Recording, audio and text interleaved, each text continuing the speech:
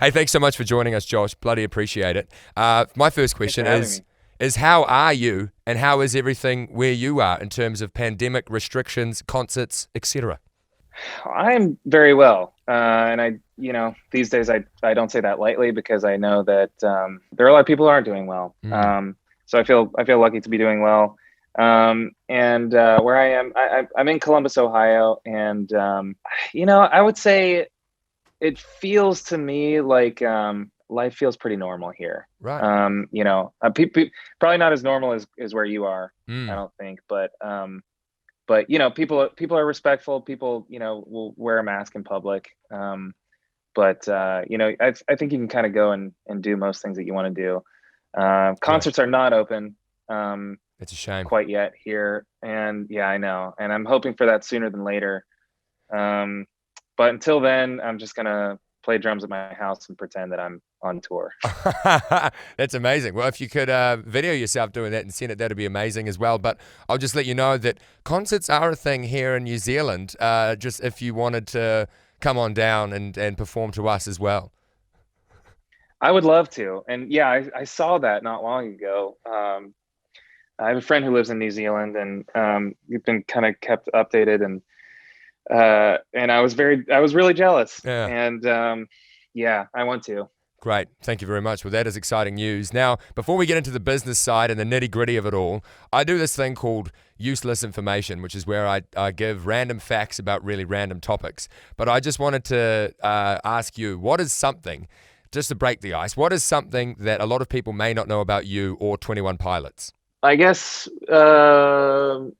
my first job, I mean, a lot of people could probably, this isn't that crazy at all. A lot of people probably do this too. My first job, I think I was 11 or 12, and I walked around my neighborhood with a lawnmower, and I mowed people's lawns, and I'd make 10 or 20 dollars per lawn, Wow. and I slowly built my first drum kit doing that. And I would buy a cymbal stand here and there, and then a cymbal here and there, and then and then I bought like a drum kit shell pack off of eBay, all very slowly. And when I finally Wow. got everything that I needed, it was one of the most glorious days. That's amazing. That's bloody inspirational for all the kids listening. Stop harassing your parents for money. Get out there, mow some lawns, and then you can buy whatever you want to buy. I will say, if you buy it yourself, I think it's more rewarding that way because um, I think if my parents would have bought me my first drum kit, then I probably would have lost interest after a few months. But because I was working so hard toward it, and I really wanted it all that time, I when I finally got it, I really cherished it, and I really enjoyed it, and was that much more thankful for it. Yeah, there you go. And then you played it more, and now look at you, 21 Pilots, and we're very thankful for that. There's something that I didn't know about 21 Pilots. I learned this in the last couple of days. We've got a couple super fans here, Brie and Lara, and they were telling me that there's a whole bunch of characters and a whole wide world within 21 Pilots music. Can you tell us a little bit about this?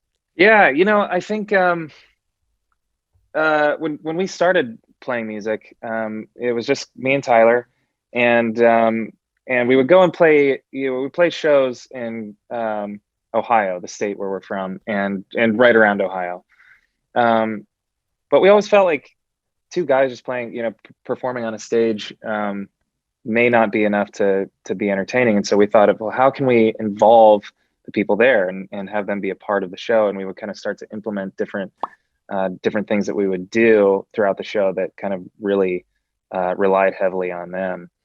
And as we started to really learn and realize how much they wanted to be a part of it, we started to kind of implement even more, and putting kind of just some extra narrative and an extra kind of storyline within our albums. Mm. And then realized that our fans were on board with that, and really kind of dove deep and kind of uncovered a lot of that stuff, and really quickly too. Mm. So that kind of gave us a lot of freedom to be able to add some of that stuff in, while simultaneously making sure that we were writing music that people wouldn't just turn on a song and then be lost or confused or feel like they couldn't be a part of it because they didn't know, the extra layers to it. Mm.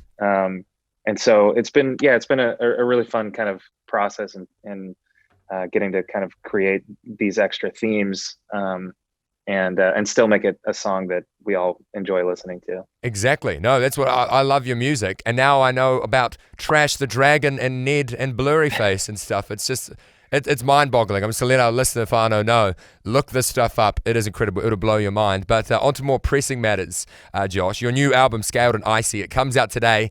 And it was quite the process to make this year. It was during lockdown last year, and you and Tyler were apart. Is that right? Yeah, we were both at the time living in separate states, and so a lot of the and just travel was not really existent, and it was kind of all like right in the beginning of pandemic too. Tyler had a new daughter, and just we were all hesitant. So we did a lot of Zoom sessions, and he recorded in his studio in his basement, and I recorded in my studio at my house. And that was the first time for me recording something there that would go on one of our albums. And it was a really fun process, and I really enjoyed it. It was a lot of me kind of just, I actually kind of had a little setup by my drums where I had a little Bluetooth keyboard, and I could just hit record. And then I had an iPad mirroring my computer, and I would just sit there, hit record, and then play, and then stop it, and then delete it, and then inevitably have to get up and run and turn down the speakers because they're recording in the same room. You don't want those playing while everything's recording. Yeah. But it was really fun. Yeah, it was definitely different than how we've done it in the past, but I definitely enjoyed the experience. And did it influence the music at all, you reckon? Does it have a more homely feel to it, or are there ongoing themes throughout the album, like loneliness or being apart or anything like that? I think stylistically it kind of does, and a lot of that is just I think to us, through our lens, the kind of state of the world just felt it felt a little bit darker, and so to kind of balance that, we felt like sort of a brighter, a more colorful tone stylistically felt warranted. And so I would say, I would say that, the whole thing did kind of affect where we were coming from on this album.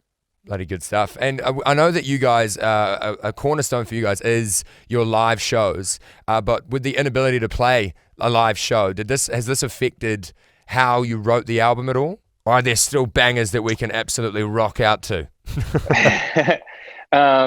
Yeah, I think so. I mean, in a weird way, I remember having conversations with Tyler during this, because historically it's kind of been oh cool, here's an idea during this part of the song we could put the drum on the on the crowd, so we'll build in some extra time on the album for us to be able to get off stage and move to a certain part of the venue.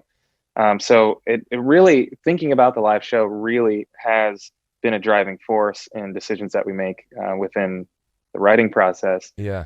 And there were some times where that felt discouraging because it was kind of just like, man, I don't even know if we're going to be able to tour this album. So what, how do we kind of envision what this is going to look like live when there's no live in sight? Yeah. And ultimately we had to keep going back to, well, this isn't going to last forever. This isn't, we will go back to playing shows, and these songs will, see their time in a live circumstance. And so it was really, it was hard to not immediately put ourselves there. But I think just kind of knowing and understanding and holding out hope that, the concerts and live shows will return for us. Kind of kept that inspiration going. Love it. Love your work. And you're doing a live stream today as well. What can fans expect from this? Unfortunately, it is still a situation where we can't be in front of people. So yeah. So to a fan, one of our biggest band members, which is you, is missing. And so that was I think in the beginning, when the idea of kind of a live stream concert was brought up, we felt pretty against it, and simply because of that. Yeah. We like I said, we've always relied Feeding off the on our energy. fans, and yeah, and so once we kind of gave it some more thought, we we really kind of realized that we would have to get creative and kind of change some things, realizing that that sort of most important band member was missing, and change it up a little bit so that we could try and make it as interesting as we can. Yeah. And so we've definitely had a lot of conversations, a lot of preparation, and I'm excited for this. I think that it's going to be really fun. It'll be different from anything that we've ever done. Ooh. But I think that it's going to be cool. But I don't know. I'll wait and let you guys be the judge. Absolutely. I can't wait to give it a watch. But one more question before you go. You broke a Guinness World Record last year for longest ever video. How does that feel? And are you keen to break another world record? What would be your dream world record to break? Wow. Yeah, it feels cool. It's, I think that music video went on for like 3 months or something like that. Yeah. Amazing. And yeah, and then I messed it all up because I thought that I was unplugging my Christmas tree, and I unplugged the hard drive. No, so it could have been longer if it wasn't for you. Yeah, it could still be going today. Josh. But yeah, I know. But also we realistically we had to have people kind of working around the clock to to flip through these videos and make sure there wasn't anything ridiculous being put online. Yeah, exactly. And so they needed to get some sleep. But yeah, that was a pretty cool accomplishment. And so we do have the Guinness World Record for that. And if we were to break another one, I would say hopefully that me and Tyler could win the world record for the world's best friendship.